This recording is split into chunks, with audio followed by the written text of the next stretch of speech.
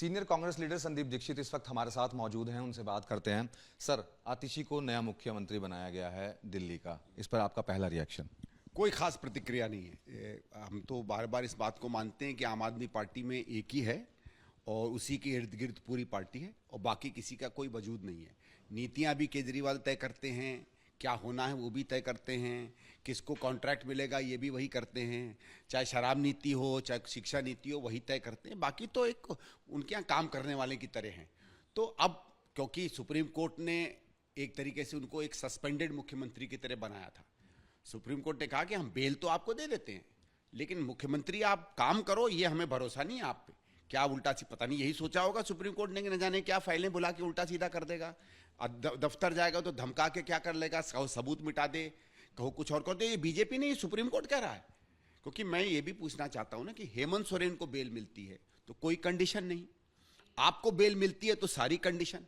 इसका मतलब है कोर्ट ये मानता है कि ये जेल के बाहर तो रह सकते हैं क्योंकि इनको भी वो इंसानी हुकूक और हक हैं जो किसी और नागरिक के हैं, लेकिन मुख्यमंत्री के लायक या मुख्यमंत्री बने इस पे हमें भरोसा नहीं है। तो ऐसे मुख्यमंत्री के बाद उन्हें तो इस्तीफा देना ही था। वो ये चाहते थे कि हमारे पास साइनिंग की पावर रहे, फाइलों की पावर रहे। क्योंकि मैं एक और बात बार बार कहता हूं कि आम आदमी पार्टी राजनीतिक दल नहीं है, बिजनेस हाउस है। और बिजनेस हाउस में जब तक डील नहीं होती है ना, बिजनेस हाउस चलता नहीं है। ठीक है, इसलिए ये चाहते थे कि फाइलें होती रहे, काम चलता रहे। तो उनको लगा होगा कि आतिशी जी ज़्यादा मतलब मनोहर ज़्यादा इनके साथ काम कर लेंगी, इसलिए उनको बनाया होगा। इसलिए मुझे कोई कि दिल्ली में कुछ अच्छा हो जाए, दिल्ली की राजनीति बेहतर हो जाए, दिल्ली की बिगड़ती हुई व्यवस्था ठीक हो जाए, कुछ ट्रैफिक जैम में कमी आए, हमारे मोहल्ला क्लिनिक कम से कम कभी तो काम करें, काम करने लगें, जो स्कूलों में सच्ची में बच्चों के साथ व्यवहार होता है वो कुछ चेंज हो जाए, सड़कों के कुछ गड्ढे भर जाएं, हमारी कुछ थोड़ी बहुत हवा साफ हो जाए, कुछ थोड़ी बहुत नौकरी किसी को मिल जाए। इनमें तो कोई बदलाव नहीं होने वाला। यानी कि आप आतिशी को एज ए डमी कैंडिडेट के तौर पे, डमी सीएम के तौर पे देख रहे हैं? है ही, खुद ही इन्होंने कहा है कि 1 महीने 2 महीने कि हम उसके बाद जब मैं अगर मैं दोबारा चुन गया तो मैं बन जाऊंगा। तो फिर डमी नहीं है क्या है? आपने तो आते ही कह दिया कि ये केवल खड़ाऊ हैं। यही कहा ना आपने कि जब मैं वापस आ जाऊंगा मैं फिर से बन जाऊंगा। तो जब खुद ही आप कह रहे हो डमी है तो हम और बीजेपी या कोई और डमी कहे तो क्या गलत बात है?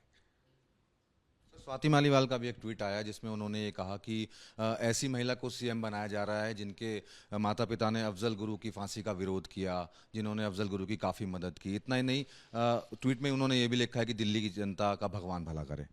देखिए, इनके माता पिता बहुत अल्ट्रा लेफ्ट के लोग रहे। मैं भी जब स्टूडेंट था तो उनके बारे में सुना करता था, अकादमिक लोग रहे।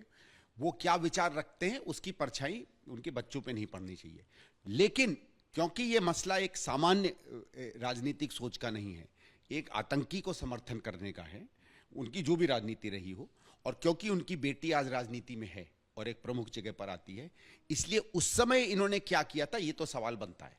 क्या इन्होंने अपने माँ बाप को कहा कि आप गलत हो, या चुप्पी साध ली? अगर चुप्पी साध ली तो हमारे यहाँ कहा जाता है मौनम सम्मति लक्षणम, तो फिर इसका मतलब है आप उनसे एग्री करते थे। और अगर ऐसा कोई केस है तो फिर इनको स्पष्टीकरण तो देना चाहिए।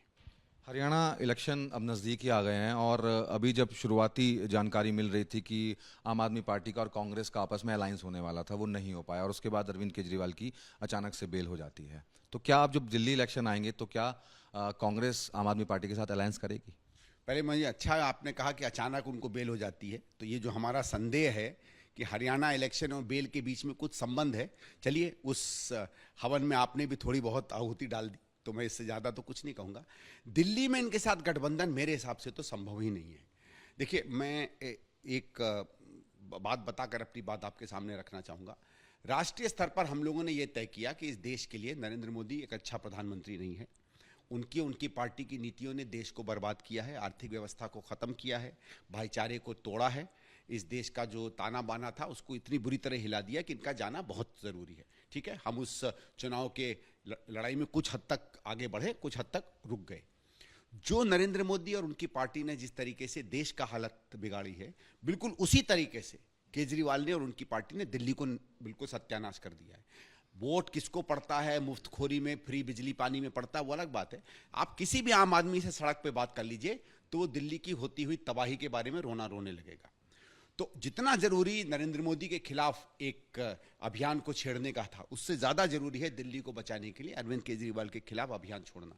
तो उस लॉजिक या उस तर्क के हिसाब से मुझे नहीं लगता हम किसी रूप में भी इनके साथ खड़े हो सकते। अभी 2-2.5 महीने का समय है, तो क्या आतिशी कुछ कर पाएंगे दिल्ली के लिए? आम आदमी पार्टी के लिए करेंगे, वो तो उसी के लिए बनाई गई है। कौन सी फाइल दबा सकें, कौन सी नई डील कर सकें, कौन से लोगों को नया करते, वही सब करेंगे। बाकी मुझे नहीं लगता। हाँ, दिखाने को तो देखिए इन्होंने दिल्ली को जन्नत बना दिया है, वो तो दूसरी बात है। पहली बार हमने देखा है कि हर चीज़ हिंदू दिल्ली की वर्ल्ड क्लास हो गई। आपको याद होगा एक बार इश्तहार भी आए थे। मैंने एक बार बल्कि इनके सरकार को आधिकारिक रूप से पूछा कि वर्ल्ड क्लास की परिभाषा क्या होती है और आप वर्ल्ड क्लास क्लेम कैसे करते हैं। उनका साहब हमारे पास कोई परिभाषा नहीं है। तो बिना परिभाषा के कोई अपने आप ही ताज पहन के घूमता रहे तो वो तो आम आदमी पार्टी है। तो इनसे कोई आप उम्मीद करें कि कुछ बहुत कुछ हो जाएगा, नहीं। हाँ, इश्तहारों में दिल्ली लंदन पेरिस बन गई, ये हम जरूर सुनते हैं। इश्तहारों में यहाँ का आदमी सबसे उत्कृष्ट सबसे बढ़िया जीवन जी रहा है, ये भी हम सुनते हैं। इश्तहारों में हमारी शिक्षा और स्वास्थ्य व्यवस्था ऐसी हो गई कि लोग 100 साल तक जी रहे हैं और हर बच्चा IIT में जा रहा है, वो भी हम सुनते हैं। वास्तविकता क्या है वो आप सड़क पे चले जाइए, पता चल जाएगी। दिल्ली के इलेक्शन आ रहे हैं, तो आपको क्या लगता है कि 3 पार्टियां हैं, कांग्रेस, आम आदमी पार्टी और बीजेपी, किसकी सरकार बनेगी दिल्ली में? इनकी तो नहीं बनती आम आदमी पार्टी की, इसमें तो क्लियर है। और मेरा को तो जो अभी ये लग रहा है, क्योंकि अगर आप सड़कों पे जाएं तो धीरे धीरे हर व्यक्ति कांग्रेस के 15 साल को याद कर रहा है। और ये हमारे किसी प्रयास से नहीं, हमारा कोई इश्तहार नहीं होगा, हमारी कोई पब्लिक मीटिंग नहीं हुई, हम पब्लिक में उस तरह हैं भी नहीं जिस तरीके से आम आदमी पार्टी या बीजेपी है। बीजेपी ने सब प्रयास कर लिए, कोई बीजेपी की हुकूमत या राज को या उसके नेता को नहीं याद करता है। आम आदमी पार्टी ने करोड़ों के इश्तहार बांट दिए, कोई उनके विकास पर उनको सलामी नहीं देता, उनकी मुफ्तखोरी को देता है। लेकिन हमारे लिए स्वतः हर दिल्ली का नागरिक आज कांग्रेस का एक इश्तहार बन गया है। वो कांग्रेस के काम को बात करता है, कांग्रेस के नेतृत्व की याद करता है। तो हमारे लिए तो केवल ये हो जाएगा कि वो लोगों के अंदर में जो भावना बन रही है, उस भावना को अगर हम बैलेट बॉक्स तक ले गए तो कांग्रेस की सरकार बनेगी। संदीप दीक्षित जी, जिनका साफ तौर पर यह कहना है कि जो चुनाव अभी दिल्ली में होने वाले हैं उसमें कांग्रेस की ही सरकार बनने वाली है। हालांकि ये तो जब चुनाव होंगे और नतीजे आएंगे उसके बाद ही साफ हो पाएगा। Manoj Verma, ABP news, Delhi. For exclusive and insightful videos, subscribe to our new channel ABP Live Premium.